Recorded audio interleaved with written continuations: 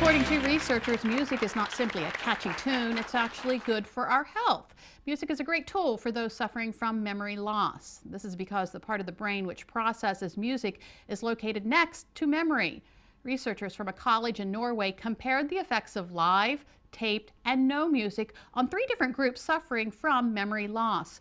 The results showed that when patients listened to live or taped music, 2/3 of them showed enhanced orientation and also decreased anxiety. And when asked which type of music is best, research shows patients responded best to the music of their choice.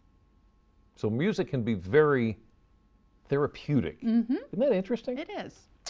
Well, no one knows that any better than this next couple. They found an unexpected and heartwarming reason to sing. This is a story of both love and the love of music. For most of her life, Alice Rector had one love, Jack, her husband of more than 70 years. She said, "When you kiss me, I just feel it all over." But after a stroke in 2009 left her paralyzed and vocally challenged, Jack and Alice had to get to know each other again. Get to hear her lovely voice as much. So that's my goal, to provide that opportunity. I'll start it off. Music therapist Stephanie Johnson started visiting Alice once a week to help with recovery. Amazingly, through music, what Alice couldn't say, she could sing. She would be able to sing, "I want a drink of water," or "I love you, Jack." After seeing progress, Johnson realized the unexpected gift music could offer the Rectors. Here was this opportunity for Alice to have that interaction and communication with her husband, who she's spent the large majority of her life interacting with. Every session, Jack sits next to Alice, offering support and maybe a forgotten lyric. With my wild Irish rose. Singing songs from their past. Show me the way to go. Perfect. And making their precious time together a little sweeter. Their music continued all the way up until the end of Alice's journey. Jack and Stephanie got to spend the last couple of hours with her, which they say was filled with music. Incredible. What a great story. In fact, here on Delmarva, they have a special volunteer at Delaware Hospice who comes in to sing and play music with the residents. They lovingly refer to him as, quote, the singing chaplain. And Jimmy, I've seen it firsthand. Music therapy can do incredible things for a person's memory. Now, there is another group of people celebrating the incredible gift of music. People fighting dementia and Alzheimer's. Some say it's the most terrifying disease of advanced age, the inability to remember the most simple things like a loved one's name. But one group says they may have found something that helps. It's the Giving Voice Chorus, and as it turns out, there may be a special miracle in their music. I don't know if you met Paul.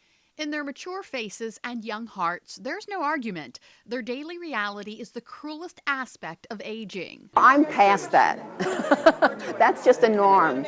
That norm for Marty Everest and those around her is a once steel-sharp mind now dulled with dementia.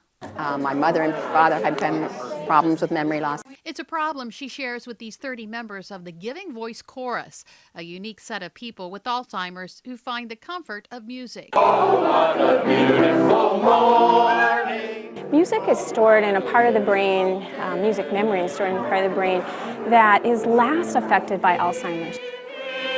Everything's going my way. Do, do, do, do.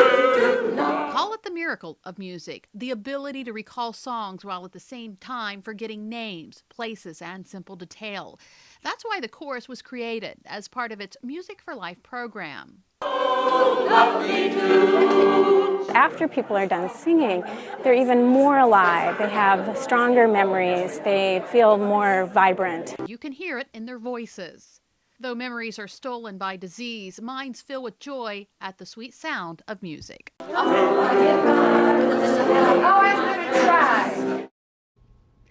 The Giving Chorus has concerts for the public to share their inspiration with others. Wow, that's something. It is. Man. Well, something experts are saying now, one cause of dementia may actually be how many Z's you're catching at night. Researchers found that poor sleep may lead to dementia.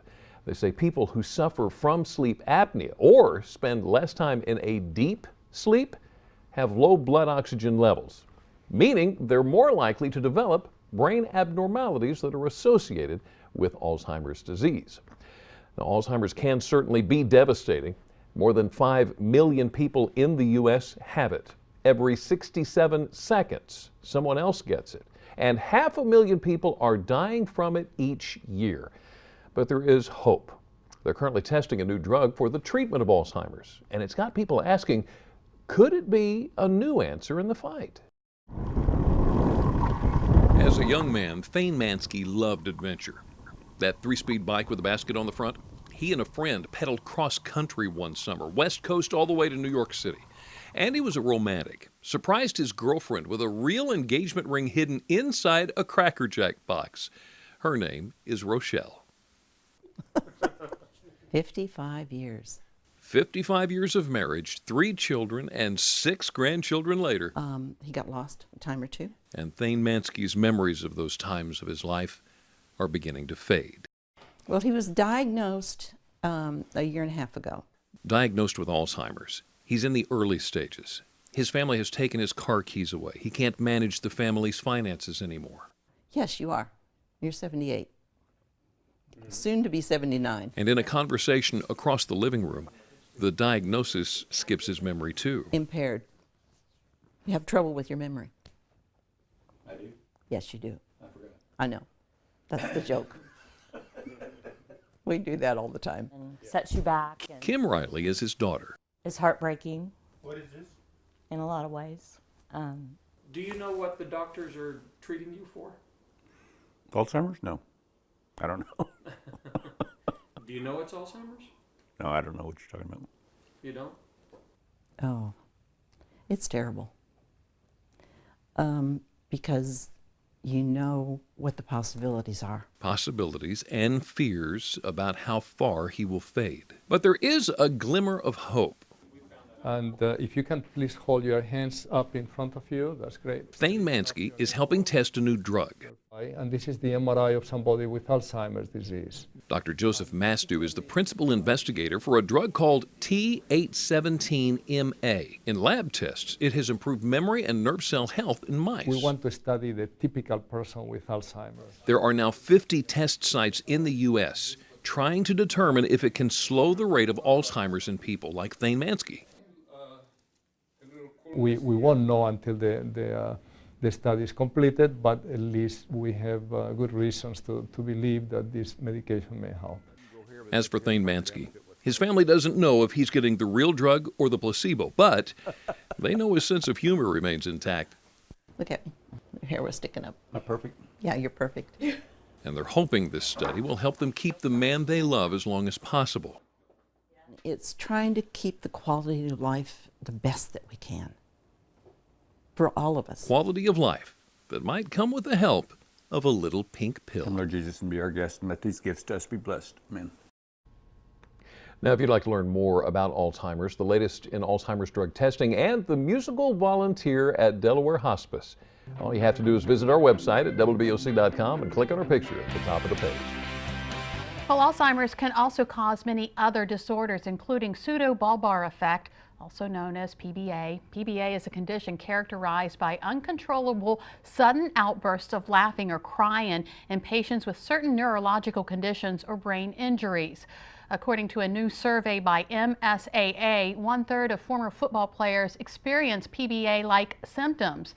Head injuries, stroke, dementia, and Alzheimer's are among the causes. And only 16% of those surveyed had discussed their symptoms with a physician.